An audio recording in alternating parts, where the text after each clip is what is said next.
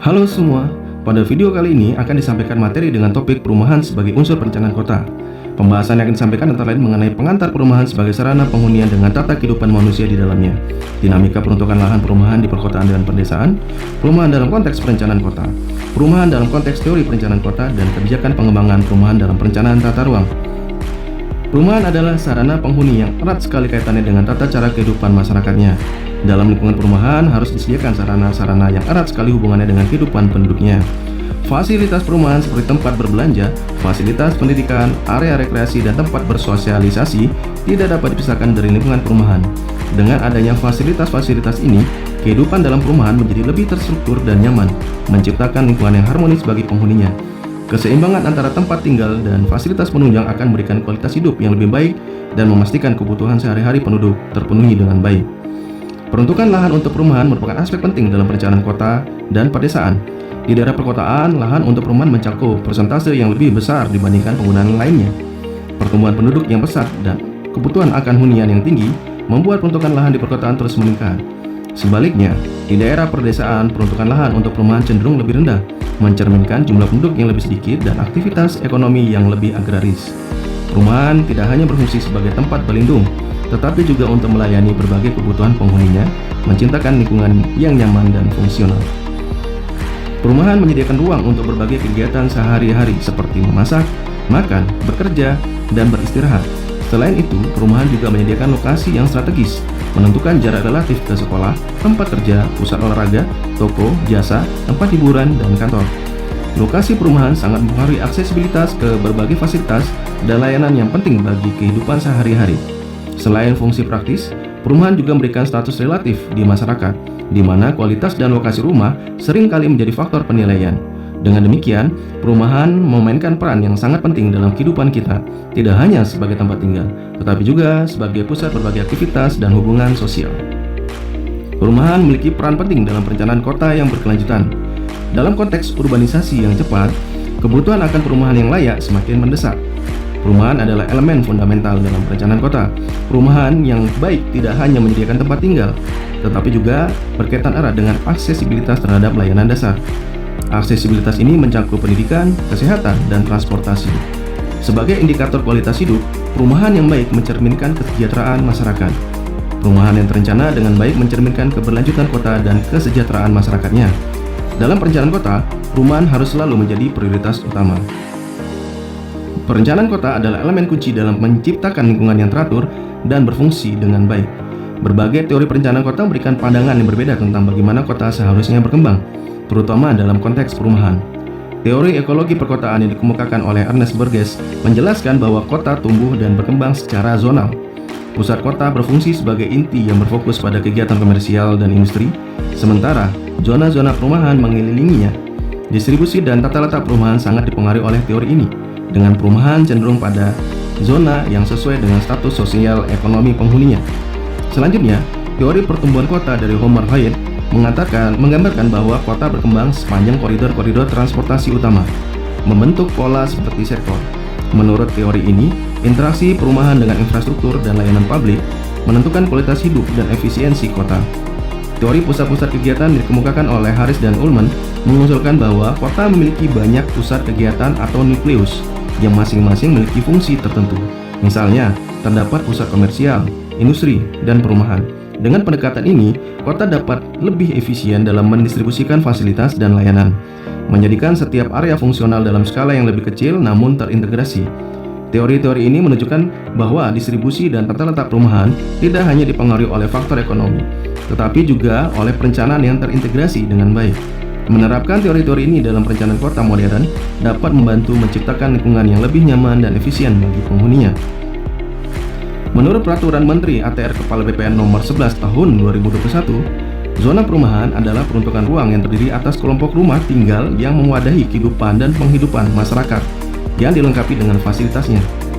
Tujuan penetapan zona perumahan adalah untuk: pertama, menyediakan lahan untuk pengembangan hunian dengan kepadatan yang bervariasi. Kedua, mengakomodasi bermacam tipe hunian dalam rangka mendorong penyediaan hunian bagi semua lapisan masyarakat. Dan ketiga, merefleksikan pola-pola pengembangan yang diinginkan masyarakat pada lingkungan-lingkungan hunian yang ada dan untuk masa yang akan datang, sesuai kebutuhan dan termasuk penyediaan ruang hunian seperti rumah singgah, rumah sosial, rumah sederhana sehat, lingkungan kampung, dan perumahan adat atau tradisional. Zona perumahan dibedakan berdasarkan tingkat kepadatan, yaitu R1, R2, R3, R4, dan R5, masing-masing berdasarkan perbandingan antara jumlah bangunan rumah dengan luas lahan. Penetapan zona-zona ini penting untuk mengatur tata ruang dan mendukung pembangunan berkelanjutan, serta memastikan semua lapisan masyarakat mendapatkan akses terhadap hunian yang layak. Perhitungan kebutuhan hunian merupakan elemen penting dalam perencanaan kota. Mari kita lihat bagaimana kebutuhan hunian dihitung berdasarkan jumlah penduduk sesuai Standar Nasional Indonesia nomor 031733 tahun 2004. Pertama, kita perlu memahami luas kapling rumah. Kebutuhan udara segar orang dewasa per jam adalah 16 sampai dengan 24 meter kubik dan untuk anak-anak adalah 8 sampai 12 meter kubik. Dengan tinggi plafon rata-rata di Indonesia 2,5 meter, kebutuhan luas lantai per orang dewasa adalah sekitar 9,6 meter persegi dan untuk anak-anak adalah sekitar 4,8 meter persegi. Standar luas minimal untuk satu keluarga terdiri dari 5 orang, yaitu ayah, ibu, dan 3 anak. Maka, kebutuhan luas lantai minimalnya adalah sebagai berikut. Luas lantai utama adalah 33,6 meter persegi, dan luas lantai pelayanan adalah 50% dari luas lantai utama, yaitu 16,8 meter persegi. Sehingga, luas lantai total adalah 51 meter persegi. Jika building coverage atau KDB sebesar 50%, maka luas kapling minimum untuk sebuah keluarga adalah 100 meter persegi. Untuk lebih memahami, mari kita lihat contoh perhitungannya. Jumlah penduduk desa A pada tahun tertentu adalah 10.000 jiwa. Jumlah rumah existing adalah 1.500 unit. Dengan daya tampung 1.500 rumah kali 5 orang per rumah, total kapasitas adalah 7.500 orang. Jumlah penduduk yang tidak tertampung adalah 2.500 jiwa. Kekurangan rumah menjadi 500 unit, sehingga kebutuhan ruang untuk kegiatan perumahan di desa A pada tahun tersebut adalah 2.000 unit rumah kali 100 meter persegi, yang totalnya mencapai 200.000 meter persegi, atau jika dikonversikan dalam hektar menjadi 20 hektar. Dengan perhitungan yang tepat, kita dapat memastikan bahwa kebutuhan hunian masyarakat terpenuhi dan mendukung pembangunan yang berkelanjutan. Dalam pengembangan perumahan perkotaan, perlu diperhatikan kriteria dan batasan teknis kawasan permukiman. Pertama, penggunaan lahan untuk pengembangan perumahan baru harus mencapai 40 hingga 60% dari luas lahan yang ada. Untuk kawasan-kawasan tertentu, persentase ini harus disesuaikan dengan karakteristik serta daya dukung lingkungan. Kedua, kepadatan bangunan dalam satu pengembangan kawasan baru tidak boleh lebih dari 50 bangunan rumah per hektar. Selain itu, perumahan harus dilengkapi dengan utilitas umum yang memadai. Ketiga, sangat penting untuk memanfaatkan ruang yang sesuai untuk tempat bermukim di kawasan peruntukan permukiman, baik di perkotaan maupun di pedesaan. Ini dilakukan dengan menyediakan lingkungan yang sehat dan aman dari bencana alam. Semua ini bertujuan untuk memberikan lingkungan hidup yang sesuai bagi pengembangan masyarakat. Dengan tetap memperhatikan kelestarian fungsi lingkungan hidup, kita dapat menciptakan permukiman yang nyaman dan berkelanjutan. Menurut Standar Nasional Indonesia nomor 031733 tahun 2004 tentang tata cara perencanaan lingkungan perumahan di perkotaan, sebuah kawasan perumahan harus dilengkapi oleh sistem infrastruktur yang memadai sesuai dengan standar-standar yang ada, seperti sistem pembuangan air limbah, sistem pembuangan air hujan, prasarana air bersih, dan sistem pembuangan sampah. Selain itu, penyediaan akan kebutuhan sarana bagi masyarakat harus juga menjadi perhatian, seperti penyediaan kebutuhan sarana pendidikan, penyediaan kebutuhan sarana kesehatan, penyediaan ruang terbuka hijau, dan penyediaan kebutuhan sarana perdagangan sesuai dengan standar nasional yang ada. Seperti contoh berikut, kebutuhan sarana pendidikan berdasarkan jenisnya, ada standar jumlah penduduk pendukung per jiwa. Selain itu, ada luasan-luasan yang perlu diperhatikan dan kriteria terkait dengan radius pencapaian dan lokasi. Kemudian jika kita melihat akan kebutuhan sarana kesehatan berdasarkan jenis sarana serta berdasarkan jumlah penduduk pendukungnya, ini harus diperhatikan terkait luasannya serta radius pencapaiannya.